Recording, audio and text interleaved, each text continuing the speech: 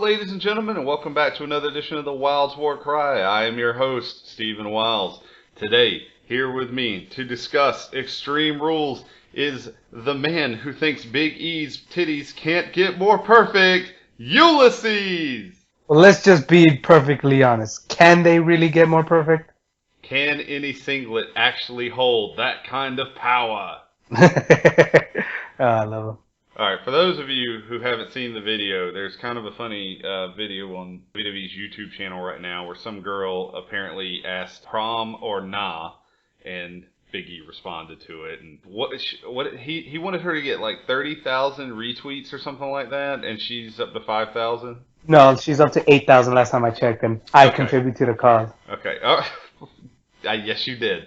If you think Big E should have to not only go to this prom, but wear his singlet to the prom, find this tweet, retweet it.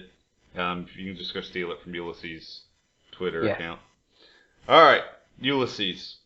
I wasn't really looking forward to Extreme Rules. Not for any particular reason, I just wasn't excited about it. But I have to say, overall, it was better than some of the more recent pay-per-views, not counting WrestleMania. What do you think? It was definitely not as good as WrestleMania. Definitely better than Fastlane.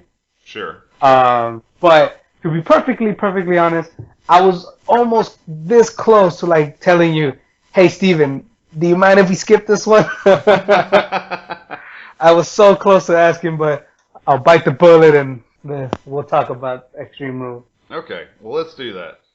First of all, there, of course, was the sad news that Daniel Bryan would not be able to compete. And this caused kind of a shift in the matches. Originally, the tag team match was going to be on the pre-show, which, knowing the results of the tag team match now, would have made that kind of interesting, I guess? Yeah. I'm kind of sad, like, nowadays, the tag title match is now the network match. That's kind of a degrading. Yeah. But what we got instead was, of course, Wade Barrett versus Adrian Neville, and I thought that was a really good match. You know, especially for something that they probably had to throw together on short notice. It was a very entertaining match. Yeah, like I know we've seen this match, I think, on a Raw or a SmackDown a couple times, but man, these two work really well together. And I'll just say this, like, I know I had a big fear of seeing some of my favorite NXT guys coming up to the roster. Sure. But they're doing a really good job with Neville. Granted, I'm pretty sure 95% of the love for him is just because the crowd wants to see the Red Arrow. But, it is man, amazing. It's amazing to watch. But, like, Neville is holding his own in the ring right now, and it's fantastic to watch. He also just really has a good look when he doesn't sell horribly. He sells decently. He has a good look about him, and he makes some of those moves just look like they work really well. Then doesn't hurt the fact that he also looks like Wolverine. He does kind of look like Wolverine. He's not. Some of our friends have pointed out that Neville is not the most attractive man on the roster, and I'm not going to really debate that. I don't really care, but he looks like he could portray like Puck. Are you familiar with Puck from the Alpha Flight comics? Not even remotely. He's a Canadian midget who, turns into a baller. Anyway, he could be a shoo-in for Puck. Good to hear. Yeah. So let's get into the actual first match of the show, which this was entertaining to me that it was technically the first and, fourth match, but it was Luke Harper versus Dean Ambrose. Yes. And honestly, I love this. I thought this was great. It reminded me of some older classic street fights that they have done. It was one of those things where I almost wanted them to have the helicopter following the match as they were going through the city in the SUV fighting. Kind of like... like the Ford Bronco scene? Okay, kind of like the Ford Bronco scene. Did you ever see a match, and I'm struggling to remember where it's from now, but it was a WCW match with Goldust as Dustin Reynolds when he was on the back of a semi fighting someone, and I can't remember who it was, but the semi, like, in the back was filled with hay, and they were, like, fighting. The hog pen match? Yeah, I think it was something like that. They were, like, going down the highway fighting. That was awful. It was awful. Either that or, like how the cameras followed Goldust and Roddy Piper. Like, I'm mentioning Goldust a lot, and he wasn't even on the pay-per-view. But they followed them in the Hollywood backlot brawl. That was really cool. Yeah, that would have been real. Like, I think they mentioned that when at like Cole was like, why don't we get a camera following? And I think JBL goes like, this isn't Los Angeles. That's right. I forgot about that. Yeah, I like this match. They were all over the place. They made good use of a lot of the materials around them. Ambrose and Harper really kind of showing off different like variations of their clothesline and stuff like that. They both had some pretty hard hitting moves. I like that Ambrose looks like he can stand toe to toe with Harper, even though Harper's obviously the bigger dude. See, I really wanted to like this match. Like, I really want to. I'll be honest, I wasn't the biggest fan of it. I did like the premise. I did like the fact that these two were in a street fight, because if there was a match that these two should have had, it's probably a street fight. Yeah. Because I love Ambrose. I'm a really big fan of Ambrose. Yeah, me too. Wyatt, I'll get to it. I'll get to Wyatt some other day, but Wyatt, to me, he's starting to get to Bray Wyatt territory to me.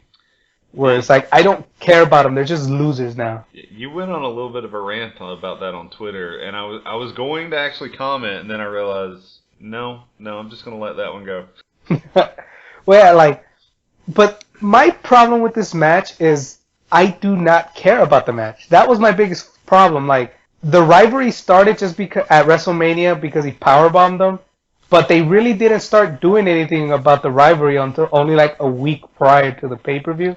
Like, they really didn't build this match up at all. Well, he was out the first week. Uh-huh. Oh, no, I'm sorry. I take that back. Didn't he have the match with John Cena? Yeah, he had the John Cena match. Mm-hmm. Yeah, so they waited a week to really kick this back up.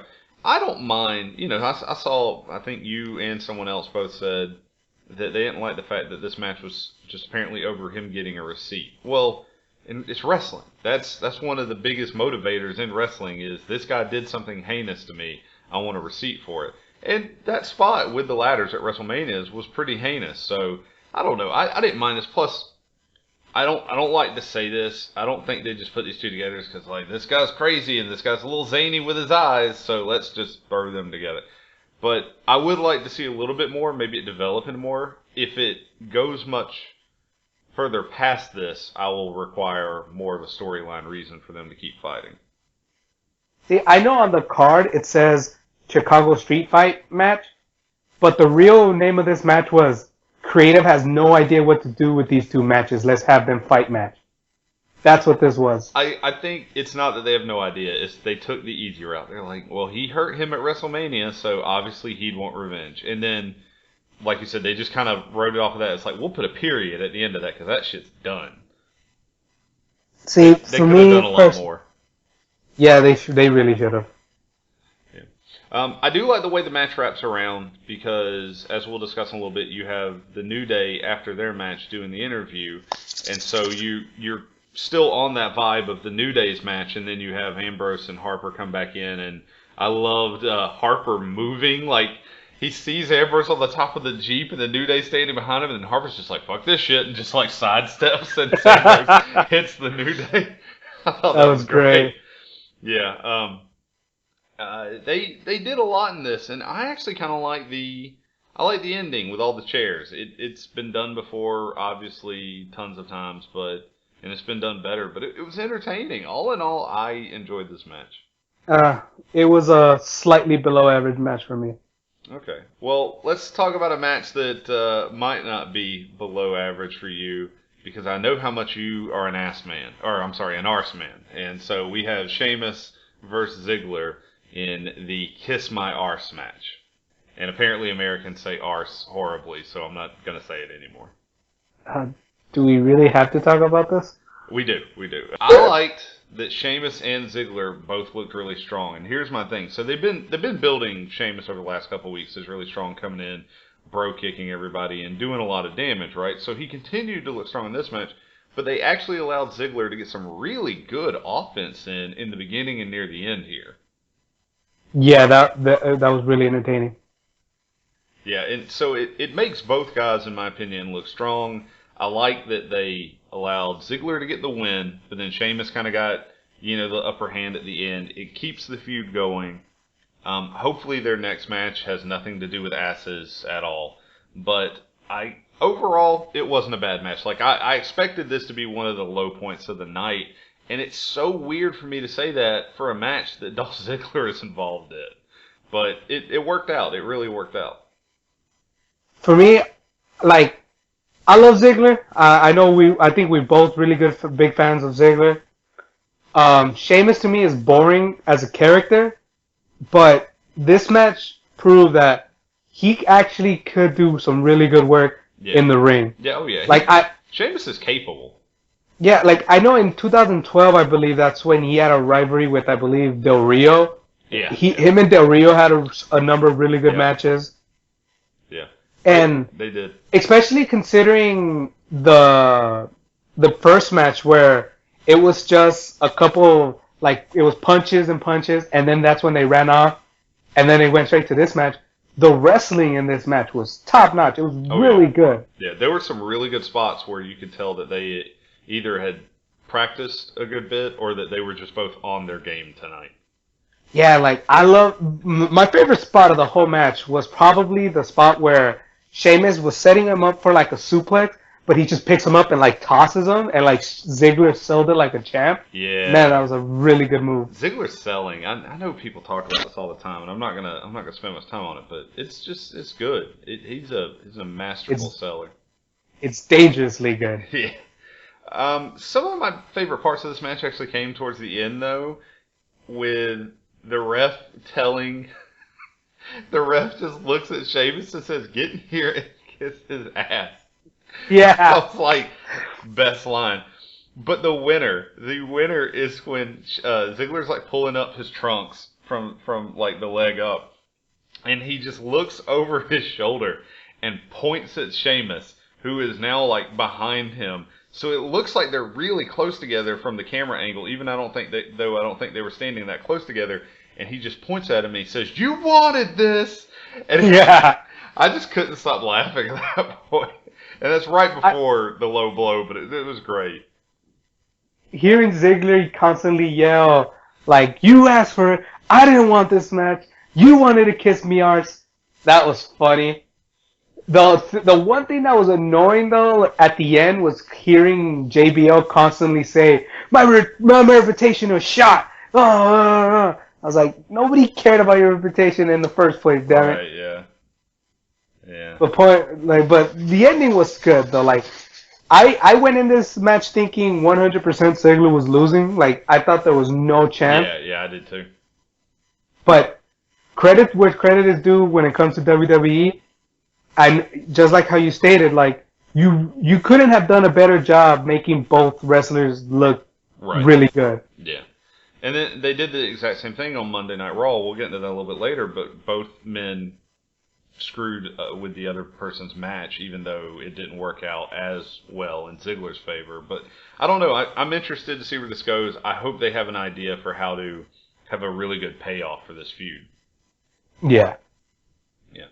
So the next match saddens me and elates me kind of a little bit.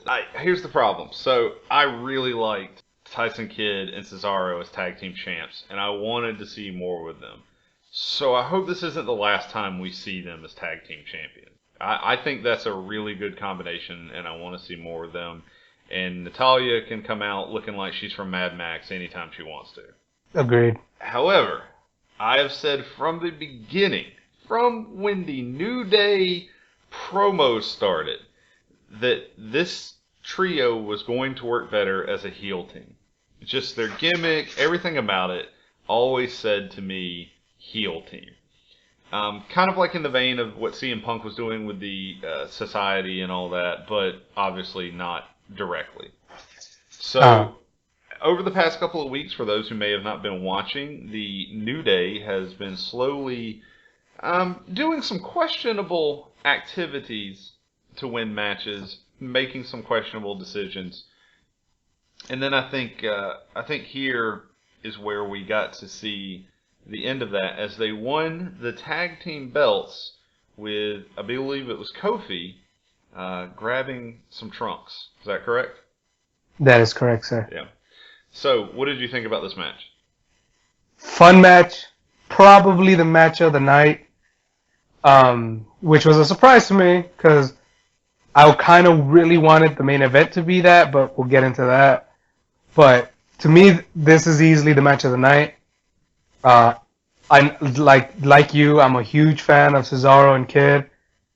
But I am the biggest fan of one Big E Langston, so obviously I was very, very happy with the outcome. Yeah. But my only wish is for WWE to do this. I want them to do pretty much exactly what they did with the Usos and the Wyatts, where they do like 3 straight pay-per-views. Yeah. But I don't want them to do where the Usos and the Wyatts face each other every Raw in between them. Right. Just don't let them fight each other. Well, in Raw this week, they had Big E Langston versus Tyson Kidd, and your boy Big E actually got the win on that one. Because he's the best. He had a really cool dive out of the ring during the match at Extreme Rules. I thought he did that very well for such a big guy. That could have really flubbed easily, but it looked good. His dive outside the ring looked good. And Cesaro... When he speared Kid, right? Yeah. And Cesaro catching him was great. Oh, Cesaro catching Big E, I was just like, oh shit. That was amazing. Like, I loved how they build it easily when Kofi tagged in Big E and like Big E's looking at Kid like, oh, what you gonna do now? Yeah. And Kid points at Cesaro saying like, you want a strong man? I got the strong man here. Yeah. And like the commentators build that up too, like, oh, probably the 2 strongest men pound for pound in WWE. And I love how they made, like, granted I'm a Big E fan, but I love how they made Cesaro look like a lot stronger than him. Man, that was amazing. Yeah. Well, Cesaro supposedly, if you listen to all the backstage talk, is one of the strongest guys in WWE. Like, I know Big E's a former powerlifter. I know you have Mark Henry there, but a lot of people say they think Cesaro might be one of the strongest guys. And they, not long ago, were kind of detailing like his workout routine, stuff like that. And some of the stuff he was lifting, you know, he was doing like deadlifts with one hand and shit. And I was just, that's all you, man. Yeah, it's impressive. But the MVP of this match, hands down, was Xavier Woods. It's not even close. I think I would agree with you, yeah. It was the funniest thing, because I know he leads the New Day chants, which the crowd chants, New Day suck. The funniest scene was, I think it was when Kofi dives outside the rope, and he does like, New Day, and like the crowd suck, and he's like, why? Why do we suck? We're winning! We're winning! Yeah, that was great. Oh man, that was greatest.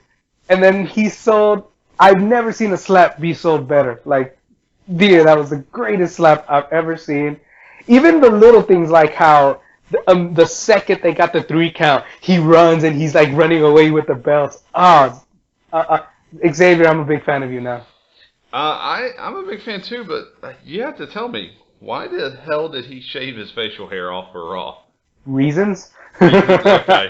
He looks just odd. I'm not used to him without facial hair. Like, but he looks like Consequences Creed now. Well, so that's what I was going to say. I think most of his TNA run, he didn't have facial hair, like a large portion of it. But for some reason, I've just come to know Xavier Woods with the facial hair, and it was just odd. Yeah, it was kind of weird. Well, let me address one last thing on this. A couple of people we know, and then several more people that I know have come and started asking, of course, since there are 3 of them, are they going to have it under Freebird rules? And for those who may not know, the rule for Freebirds that they had, the Freebird rule is a trio or stable. Any 2 members at any time could defend the belts. So that way, if your tag team champs are Kofi and Big E, but yet Kofi gets hurt, he doesn't have to forfeit or wrestle by himself. He can give the belt to Xavier Woods and he defends it. Okay. I think this would be really cool. I think most people aren't aware that they used to have triple belts, like a 3-man tag belt in AWA. and Yeah. luchadors. The luchador promotions do that a lot. They have the 3-man belts. So that could be interesting. I'm not saying they should still stay a 3-man belt. I just think the Freebird rule for them would add a little bit to the story. Yeah, my only request for this is that if they're gonna go full on heel, I would love for Big E to do what he was doing in NXT and go King Kong Bundy on the ref. You want to bring back the 5 count? I want him to bring back the 5 count. Like, it was the greatest thing seeing 1, 2, 3, 5, and like, okay, 4, 5, you win. I love that. Bring that back. Yeah, that was fun. All right. So, on to one of the, in my opinion, the weaker matches of the night. And I'm not saying it was bad, but weaker matches of the one so far was Cena versus Rusev in the Russian chain match. And what this really is, for those people who may have missed the pay-per-view and are wondering, what is a Russian chain match? It is sometimes referred to as a bull rope match. It's more commonly referred to as a strap match. But there are lights at each ring post, and the person to win has to drag his opponent to each of the ring posts, light up all 4 of his lights, and that's how you win. Now, this, to me, they didn't do as much dragging. They kind of used the full length of the chain a lot in this match, whereas you and I spoke not long ago about a very good bull rope match between Eddie Guerrero and JBL. Do you remember that? Yes, quite possibly the best bull rope match I've ever seen. I think it might be. I really enjoyed the CM Punk Umaga one, but I think the Eddie JBL match might be the best one. Yeah. Yeah. So if you want to see a really good match like this, if for some reason this whole light thing really does it for you, you can go watch that one. But what did you think about this match between Cena and Rusev? Okay, see, now, I didn't know that this match was just going to be a Texas bull rope match. I had an idea of, like, it was just going to be, like, a chain is, like, the only weapon you're allowed to use. Because they did a terrible job explaining the rules of this match. They did. They literally just explained it, the promo, before Cena came out. Mm-hmm. So that was annoying. But, see, this match to me doesn't work well with these two, and I'm gonna tell you why. It worked fantastically with JBL and Guerrero and CM Punk and Umaga, because with these two guys are powerhouses, right? Sure. So they did, and especially in the Eddie Guerrero match. Obviously, JBL outweighs Guerrero by a lot. So those scenes where like JBL's passed out on the floor and Guerrero's trying to drag him and he couldn't make sense. Yeah. Same with CM Punk and Umaga. But Cena is the Superman, damn it. Like he picked up 2 people on his shoulders at one point. You're telling me he can't drag them? Yeah. And Rusev is the super athlete. He should be able to drag him just fine, yeah. Like that's the one thing that was like annoying me. Like I know I've heard other people complain about the fact that they hate the fact that they walk. That I got no problem with that, just because logically I understand it makes no sense, but remember we're dealing in wrestling logic, Sure. so there is no logic. Yeah. So like I understand the walking makes it more suspenseful and everything. But the idea of like when he's passed out and you're the size of a brick house and you can't pull someone, that is where you lose me. Because that's when I was watching the whole thing. I was like, Cena, like, I've seen you pick up heavier things. Right. You could drag this man. Like, I know dead weight is hard to move around, but you could drag this man. I just watched you rip a smokestack off the back of a truck and attack JBL with it. Yeah, exactly.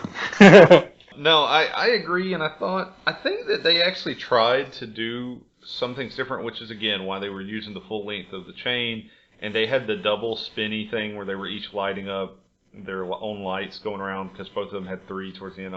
I think they were trying to do stuff knowing that they had these 2 bigger guys, and it just didn't work as well. To me, though, I think that would be a hard match to book, a strap match, period.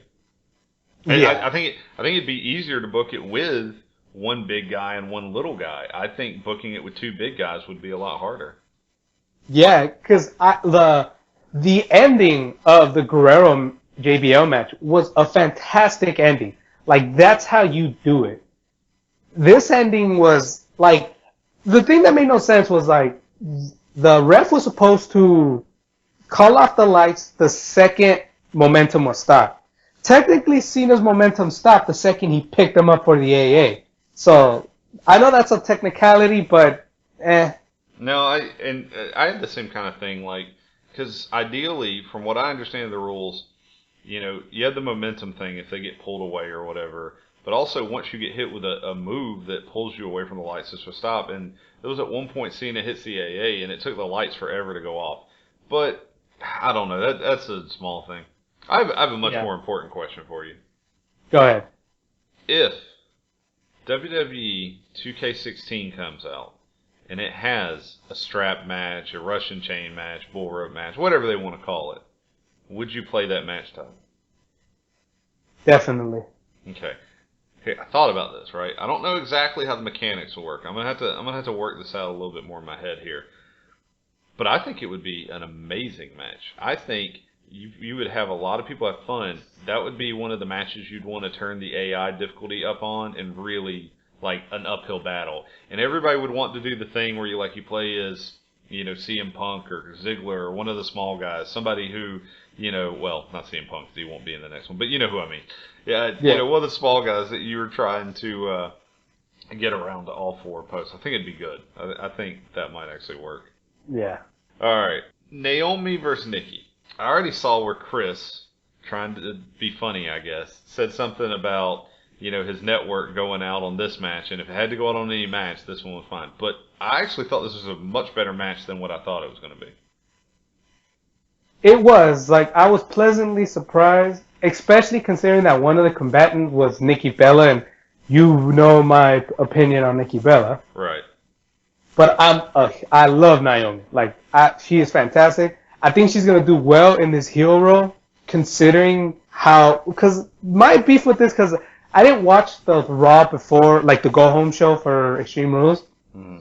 So I didn't know that, like, she was a heel or anything. No. And I'm just like, man, like, she was like the one legit good girl, like the good guy. She wasn't anything other than just a good girl. But now WWE is going back to, like, there is no such thing as a face when it comes to divas. And that kind of irritates me. Yeah, and see, I think that made this very confusing because I saw multiple people say that they weren't sure who to cheer for because Nikki Bella is a heel champion. And for those who may have not seen it, either this week or last week, maybe it was last week, something came out from a former WWE writer where he was talking about how they were told to approach the Divas division. And one of the things that he said was that the lines of face and heel were not meant to be as strict in the Divas division. And these are his words, so we don't know if this is exactly what came from Vince or any of the higher-ups. But all of them were just portrayed as catty women who would, screw each other over. And I'm a huge proponent for unique characters who aren't necessarily face or heel. Some of these characters, I hate that we've mentioned his name so many times this podcast, but let me go back to him. CM Punk is a great example of someone who really didn't need to be face or heel. Steve Austin is a good example of someone who doesn't need to be defined as much as a face or heel. It doesn't matter. They're kind of, I don't want to say they're past that, but it didn't hold them back. However, in a match like this, I understand why it was really hard, for that. And I think the division needs at least one or two, kind of like you said, one or two definite good personalities or definite evil personality, not evil but bad. Mm-hmm. And it didn't really help that in this match. And the Nikki Bella is continuing to improve, and like this match was a good example. Her timing was much better when she was doing some of the finishing stuff with Naomi. I also hate that everybody seems so focused on Naomi's shoes. They look cool, don't get me wrong, but there was a decent match going on. Well, you gotta understand, especially considering this match, it's either the majority of the fans that aren't like you and me that appreciate the wrestling are either gonna stare at her shoes or Nikki's twin. So it's like they're gonna stare at one of those two things. And even those of us who do like the wrestling, unfortunately, you can go to NXT and watch a much better Divas match, And that kind of takes away. I'm not taking anything away from this match, but I just recently watched on NXT. Was it Bayley, Becky Lynch, and Charlotte go at it, and they did great. So fantastic. Right. All right. On to probably the other match that I really like. I would actually say it just didn't do anything for me. It was probably my least favorite on the card. Right there with the chain match would be the Big Show versus Roman Reigns. Now, we've already seen this feud. This feud has already happened, and that's fine. I know that they needed to temporarily put Roman Reigns with someone to give Orton his chance at the title, and now from the results of Monday Night Raw, we're apparently going to have a triple threat match next. So it all lines up. It looks like you can see where they were going with this. Actually seems like creative had a plan for this, which is rare. However, yeah. I just had very little invested in this match because I felt like I'd already seen it, and I could have told you that Roman Reigns was going to win. I would have been shocked if Big Show actually won this match. I hate how much uninterested I was, I guess, if that's a word. I hate how not interested I was in this match. Because I like Roman. I think he's good. I think in ring-wise, he's still a little like he's not the greatest, but he's good for a man his size. I still think they need to give him more power moves. Give the man a power slam or a power bomb or something. Don't just give him the jumping clothesline and the spear. Give him a little bit more power move. Give him the belly to belly. That might work fantastic with him. I agree, but I do like his outside the ring where he runs around the ring and does the boot to the face. Does he even do that? Did he do that this match? He did it on SmackDown. He did it on SmackDown. Right damn it. Do it on TV that I watch. Anyway, yeah, like you, like I said, I knew Roman was gonna win this. There's no way he wasn't. But I don't know. I want them to do better with Roman. I'm one of those that I'll admit I didn't want him winning the title because I don't think he's ready. But he can be. He can be ready. He could be really good. Just stop writing his promos. Let him be him. Yeah. Let him give him more power wrestling moves, and it'd be fantastic. He could be really good for this company if they just give him some space to breathe. Yeah, I really want to like Roman Reigns more than I actually do. And I am glad that Vince apparently has stopped writing his promos because he's not talking about fairy tale stories anymore or whatever he was doing. And Sucker and Succotash? Yeah. Yes. Oh, God. There were some cool spots in this when Roman went through the two tables. Some very strong hits. The barricade, the announced table spear. Those were all good. They were good spots. I'm pretty sure we both went into this match knowing it was going to be a spot fest. Yeah. See, for me, the best moment of this match, I don't know if you agree with me or not, but I want you to give me your perspective of it. Okay. Hands down, the best moment of this match was when Roman Reigns was able to pick up the table that apparently weighed a metric ton, the Raw after WrestleMania, all by himself. Look, man, Roman's a lot stronger than those announcers, okay? Well, Vince couldn't go, hey, Roman, do us a favor, and commercial break, go flip the table back up, yeah? I agree. I still don't know why they left the table. I know why they left the table. They wanted it to be a reminder of what happened. They wanted, they wanted to have people talk about, the destruction of Brock Lesnar, and look at what he did. We couldn't even set the table back up. Apparently Roman Reigns used to have a past life as a furniture mover because he could just pick up any table he wishes. You are joking, right? You do know that Roman Reigns was a furniture mover. Holy hell, man, I'm good. There's an interview with the Usos, and they're talking about how they had this job, and I don't quote me on, but I believe it was moving office furniture was what they said. And Roman Reigns worked with them for a short amount of time before they all decided to get into wrestling. No, that's great. You're just fucking psychic, man. Damn right I am. I know my furniture movers. It's always funny too because I always tell people, you know, I kind of like the whole like, what did these guys do before they were wrestlers? And the one that always tends to get people is Sheamus because he was an IT guy. He was a network IT guy, so he used to talk about crawling around under people's desks, and he, you know, he's a big dude, and so people are always like, you don't look like an IT guy. Anyway. Now he gets paid to have Ziggler kiss his ass. Good career. So the one thing I did like at the end was that Roman actually stood on the table to keep Big Show down because at first I thought he was just going to push the table on him. Because even the people I was watching the pay-per-view with were like, oh, we know those tables weigh a ton, man. You can't move them. But I like that he actually stood on the table to kind of add the extra weight. Made a little bit more sense. Made it a little less cheesy. See, I laugh. When that happened, I started laughing because Big Show's greatest rivalry now is that damn announce table. Because this is the second time in a last man standing match he lost because he got pinned under a table. The announcing table. Yeah. And I saw, again, I know Chris isn't here and we shouldn't rag on him, but I'm going to rag on him a second. I saw something about Chris saying, it's like, why do all these types of matches end, you know, with using items, no one just wins straight out and stuff like that. I believe that was Chris that said that. And here's the thing. It would honestly be amazing now if someone won a last man standing match just by knocking someone out, right?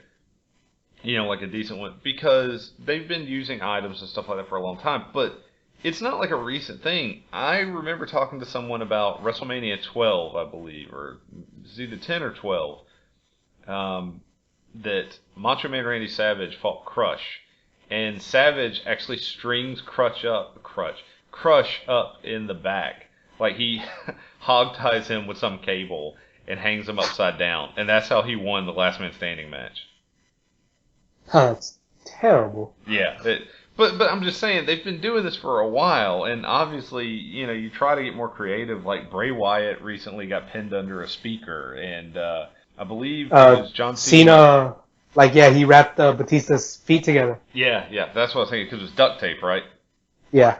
Yeah, so they tried to get more creative, but I don't know. I think we would be shocked if, you know, someone actually just won a last man standing match by hitting somebody with 2 or 3 finishers, and they actually just didn't get up. You know, the last one I remember like that was William Regal had a last man standing match in the WWE version of ECW, and I think that's how he lost.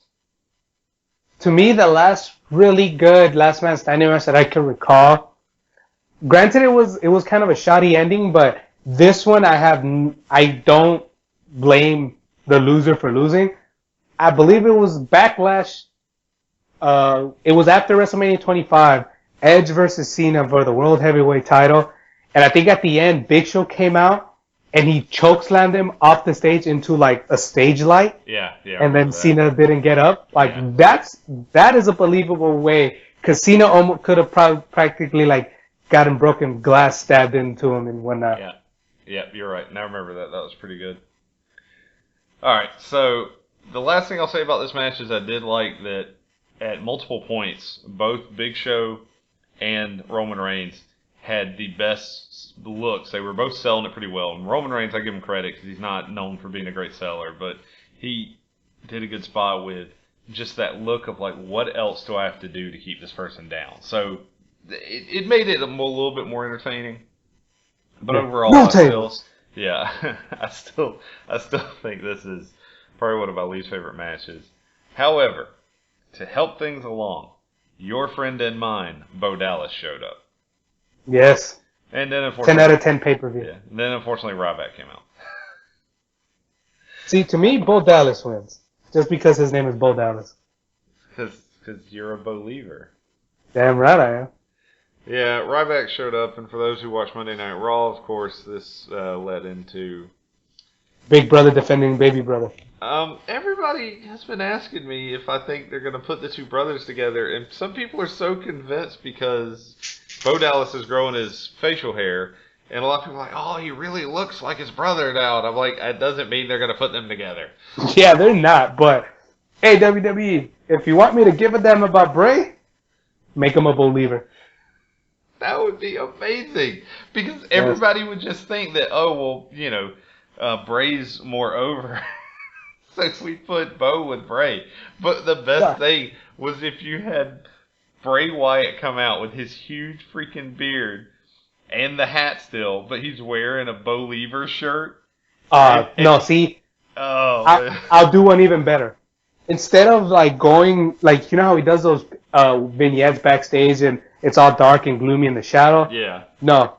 Put him in a really well lit room, hat, Hawaiian shirt, but instead of just a normal t-shirt, instead of a Bo Leaf shirt, put Bo Dallas's big old ugly mug on that shirt. Just have him right. And instead of being all cryptic, just go like, oh, you, right back. You are muscular and whatever. But you could be so much better if you believe. It'd be great. WWE, you're welcome. Send a check in the mail. Okay. Alright. This leads up to the final match of the night. And I think this match was deflated in my opinion because we knew who was going to win. And we knew that the match was Seth Rollins versus Randy Orton in the steel cage, which I usually like a good cage match. But we knew the real conflict was between Seth Rollins and Kane. And with Kane as the gatekeeper, we knew that was going to come into play. Also, there were some really screwy decisions about the rules. Like, the way that Seth phrases it is that the RKO is banned. And I understand, like, some people were saying that, oh, well, Randy's thing wasn't necessarily the authority coming down should have caused the disqualification, because technically his stipulation was that it was going to be a cage match. That was his stipulation. Fine, I got that. But the RKO thing, like, I guess they were using that as a method of saying, well, this is why Randy should get a rematch, is because Seth used the RKO, or SKO as he called it. But that was funny. I don't know. What did you think about the match overall? See, first of all, I just want to say, Randy, I'm disappointed in you. Very disappointed in you. Because I was like, I was so hoping when he was going to pick the stipulation, when he was talking about like, oh, your connection to the authority is your biggest asset or whatever. I was so hoping that he would have swerved everybody and done bust a Rock Mankind, like you and me, empty arena match. That would be the best way. But those empty arena matches were not good. Mankind got hit in the face with popcorn. 10 out of 10 match. No exception. Even the wrestlers complained about the lack of an audience causing the match not to flow as well and everything. You should. I get that, but maybe I want to see someone get hit with a popcorn soon. Okay, you've got some weird fetishes there, but all right, that's fine. Yes. I thought the best point of this match. There were a lot of good points to this match. I thought the best point of this match, hands down for me, was when Randy breaks out the pedigree. I thought it looked great. It got a big pop. I really wanted him to go through all the finishing moves of everybody in Evolution. I wanted him to break out the figure 4. I wanted him to do a Batista bomb, even though it's just a power bomb where you roll through. But, you know, I think that would have been great. Seeing Randy do the pedigree just made me think of one thing. You really can't do that as a tall man, because it looked funny coming from Randy when he's tall. I think sometimes Triple H like hunches over a little bit with it to make it look a little more. You know, I'm agreeing with you. I think like Triple H has that down to a science, like Ric Flair has the figure 4. Yeah. But no, see this is where you're wrong again. The highlight of this match easily was JB Noble yelling at Kane, going, "All right, come on, man, it's time. We're gonna go inside. Come on, it's time." That was the best. Those two were great, and I knew. I was like, you two. As soon as you show up, I was like, well, you two were in for a choke slam. It was great. Like, I love more JB Noble, please. Just more Jamie and Joey. Just don't ever let them go. Overall, I think the match was decent. It wasn't as good as their match at WrestleMania. No, nowhere near. And the ending wasn't as good, but you know, I did like that. I like that Kane came in and he chokeslammed Randy Orton, and then he chokeslammed Seth Rollins, and he puts Rollins on top, and then gets ready to leave the cage, and he has this like what look when Orton, was about to step out, and somebody I was watching the pay-per-view with was like, "That's what you get for choke slamming the wrong person first, dumbass." Very true. But overall, would you say this was a decent pay-per-view? No, I'd say like it's a below average pay-per-view. It's not one where 10 years from now people are gonna want to go like, oh yeah, Extreme Rules 2015. Nah. Yeah, it's not especially considering the fact that WrestleMania was really good, and they just came out with this, and it kind of just fell flat a bit. I don't know. See, I didn't think it fell flat a bit, and maybe that's because I went into this expecting it to be much worse. Like I think I was expecting Fastlane quality, and got better, and so for me it's not as bad. I agree with you. No one years from now is going to go, no, you should go back and watch Extreme Rules 2015. No, but I thought it was entertaining. I was entertained the entire time, and even though my two weakest matches to me were Cena and Rusev and Big Show and Reigns, even those weren't horrible. So overall, I'd definitely give it a solid 5. 4 maybe. You're being really picky today. Yes. Well, did you happen to catch Raw? I caught the Hulu version. So you saw the streamlined version, okay. Yeah. Well, King of the Ring is back, and I think I've mentioned this before. I'm a huge fan of tournaments. I love King of the Ring. Some of the King of the Ring tournaments have been just amazing. I really enjoy them. And I kind of like what they're doing, where they had the beginning matches on Raw, and then the finals were, of course, like a network exclusive. And I know, they're just trying to get more build up for the network and all, but it worked. I think holding it over 2 nights made the anticipation build a little bit, and I enjoyed it, all in all.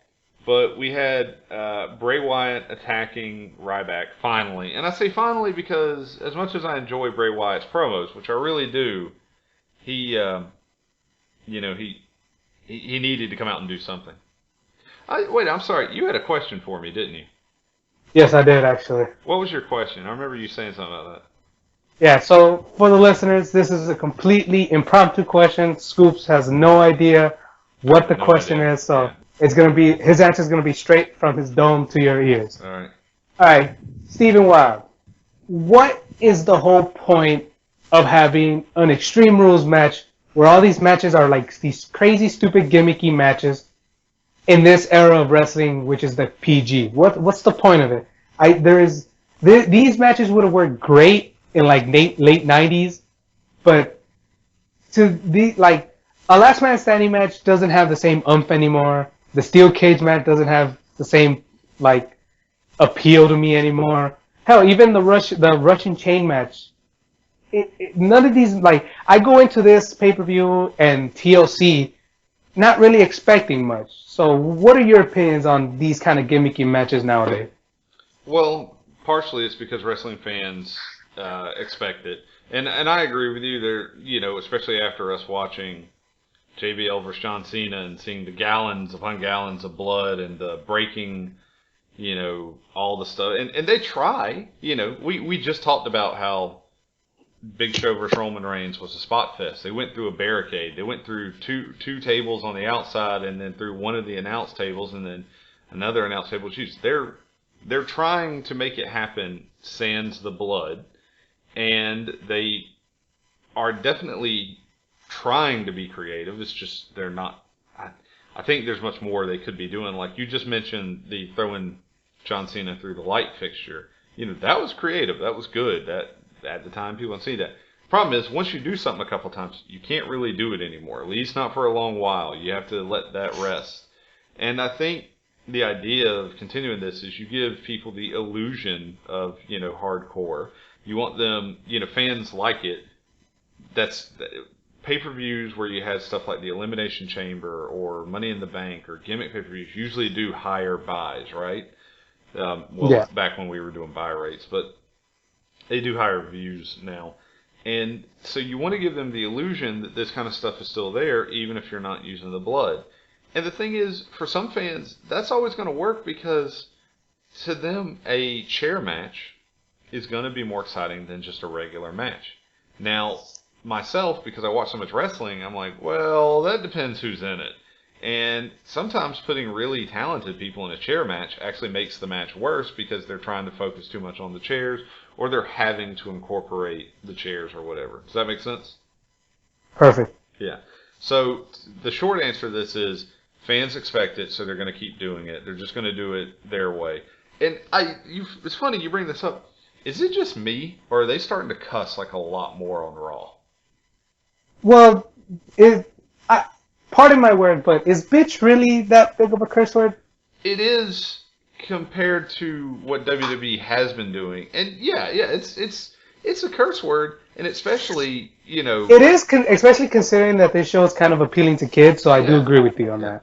And that's the thing. I'm totally fine with this. Curse all you want, and I understand the whole idea too. Like I didn't check it this time, but the Raw before this pay-per-view, I looked, and most of the cursing was after the 9 o'clock hour, which makes sense because for a lot of television, you can get away with more the later your programming comes on. So I don't know. I'm enjoying Raw right now. It's not great, but it's not been horrible, and I would like to see them embrace this a little bit more. Yeah. And, I don't know.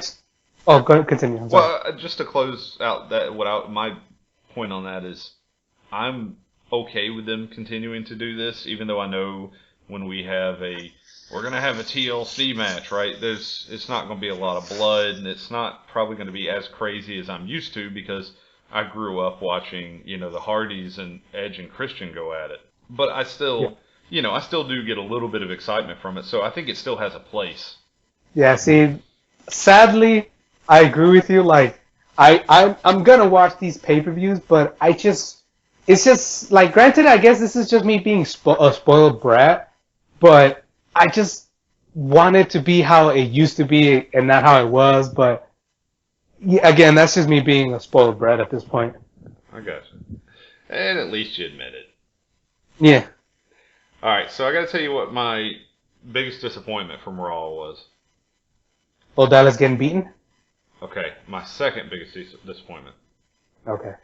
Heath Slater came out for his match against John Cena, and he didn't get to have one. He cut his hair. Yeah. I don't know about that.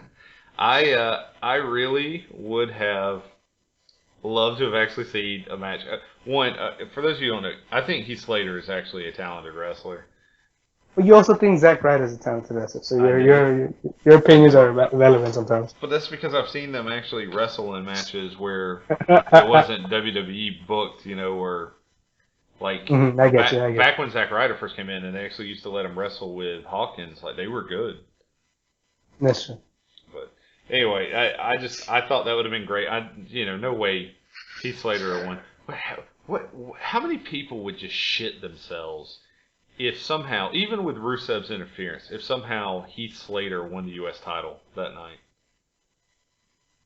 Can you imagine that? People would have been nuts. They would have gone nuts. And then Cena gets mad, A's him through like a table. Cena Hilton. I like what you went. It would have been amazing. All right, so like Randy Orton didn't turn him heel. Triple H didn't turn him heel. Heath Slater is the one who finally turned him heel. That would have been great. I can see that too. Actually, do that, right? Do what we just said, but do it with Curtis Axel. Because Curtis Axel would handle that so well. He would just play that off. Yeah, that guy suddenly found himself a ball of charisma somehow. Yeah. He had a cool thing with Mizdow, and I'm interested to see what they do with Mizdow. Or Sandow now, excuse me. Yeah, damn it, change the name back to Sandow. It's dumb. R-Truth actually won a match, and I was again shocked, but I was pleasantly surprised. I like R-Truth, And is his gimmick still that he's a thief? Oh, I don't think so. I think it's back to being afraid of spiders and heights. Okay, then maybe. Oh, if he's afraid of spiders, then he's no friend of mine. I'm sorry. He said if he won the King of the Ring, his first decree would be to get rid of all spiders. He was going to ban them.